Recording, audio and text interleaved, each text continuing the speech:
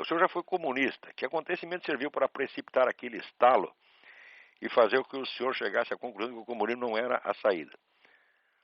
Muito bem. Essa é uma história muito complicada, mas o primeiro sinal de que aquilo não prestava, eu obtive já praticamente no primeiro mês, né, de participação no Partido Comunista. Note bem que dentro do partido eu era peixe pequeno, era o que eles chamavam tarefeiro. Tarefeiro é o sujeito que só obedece ordem e não discute, né? Mas acontece que o próprio sujeito que me cooptou para entrar no partido, o sujeito me cooptou, nós entramos, havia uma base comunista ali na Folha de São Paulo, nós tínhamos nossas reuniões, nossas atividades, mas logo em seguida aparece um sujeito muito sinistro do comitê estadual, dizendo o seguinte, dizendo, olha, o companheiro fulano de tal, ele arrumou uma amante que nós temos razões para suspeitar que seja agente do DOPS. Então, nós temos que isolá-lo durante algum tempo, enquanto nós investigamos esse negócio. E simplesmente delegou 3 voluntários, entre os quais este que vos fala, para localizar um lugar onde depositar o sujeito. Em suma, era quase um cárcere privado, né? E, naturalmente, não fui eu que achei, mas um dos 3 acabou achando um barraco numa favela, que eu lembro que você andava até o zoológico de São Paulo, depois andava mais outro tanto e mais outro tanto. É um lugar que eu nunca mais conseguiria achar. E depositamos o sujeito lá, e de vez em quando íamos lá levar cigarro para o sujeito. Eu sei que passou um tempo, né, daí eu fui desligado dessa missão e esqueci o assunto.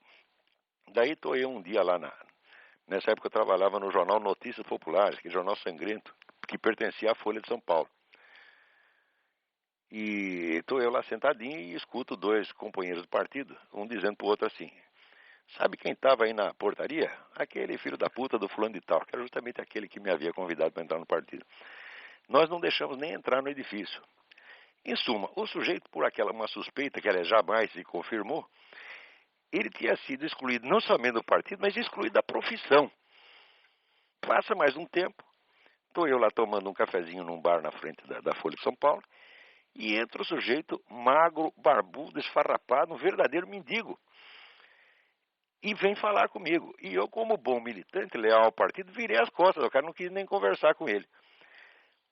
Foi uma semana depois que eu comecei a pensar, falei, olha, não só eu sou um filho da puta, mas todos esses são filhos da puta. Quer dizer, isso aqui é um ambiente de uma moralidade baixíssima, no fundo, tão ou mais repressivo do que aquela ditadura que ele condena. E eles vivem se queixando de que são excluídos e são, como é que se diz, escorraçados da sociedade, mas eles fazem isso com uma técnica e fazem com uma satisfação sádica enorme. Esse foi o episódio que me botou a cabeça para funcionar. Mas mesmo assim, eu sou muito burro. Eu levei muitos anos ainda para tirar a conclusão, porque mesmo depois que eu me afastei do partido, eu estava envolvido naquela atmosfera esquerdista que domina a imprensa, dominava já naquela época. A imprensa inteirinha era esquerdista. Havia ainda naquela época articulistas de direita importantes. Eu me lembro, por exemplo, do Lenildo Tabosa Pessoa, que trabalhava no Jornal da Tarde. Escrevia uns artigos muito bons no Jornal da Tarde. E eu me lembro que o Lenildo era odiado pela redação inteira, pelo simples fato de ser direitista.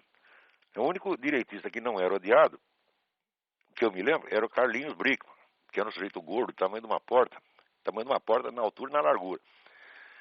E que era um sujeito tão simpático que ninguém conseguia ficar com raiva dele. Então o perdoavam por ser direitista e até malufista, parece que se dizia. Mas, em geral, a atitude das redações contra pessoas conservadoras era extremamente hostil. Isto já no tempo da ditadura, tá certo? Então, a gente, envolvido nessa atmosfera de esquerdismo geral, ainda levei muitos anos para chegar às conclusões. Acho que foi só uns 5 ou 6 anos depois desse episódio que eu decidi que estava na hora de começar a ler livros direitistas, porque até então eu tinha me intoxicado do manual de marxismo-leninismo da Academia de Ciências da União Soviética, das obras do Caio Prado Júnior, né, das obras do Georg Lukács, e havia 2 autores de muito sucesso na nova esquerda na época, que eram o Paul Baran e Paul Suisse, enfim, tem uma infinidade de livros comunistas. As obras de Lenin eu li um bocado nesse período. Ou seja, tinha passado 7 anos me intoxicando de comunismo, e daí me deu o estalo. Eu falei, pô, mas por que eu não leio os caras do outro lado também? Né? Daí que eu comecei a ler alguns pensadores conservadores na medida em que os encontrava. Porque você veja, este pensamento conservador, ele é tão excluído no Brasil que você tem dificuldade até de saber quais são os autores.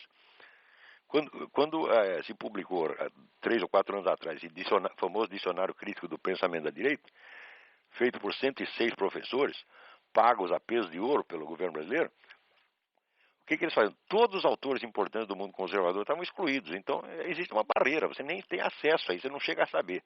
Então, eu, com muita dificuldade, fui encontrando um autor ou outro. Você veja, a burrice imperante e que se impregnou na minha pessoa era tão grande que eu levei...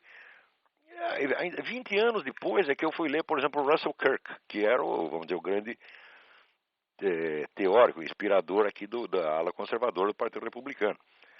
Mas na época eu li, por exemplo, o Ortega y Gasset, eu li o Joseph de Maistre, eu li o que havia ao alcance. Né?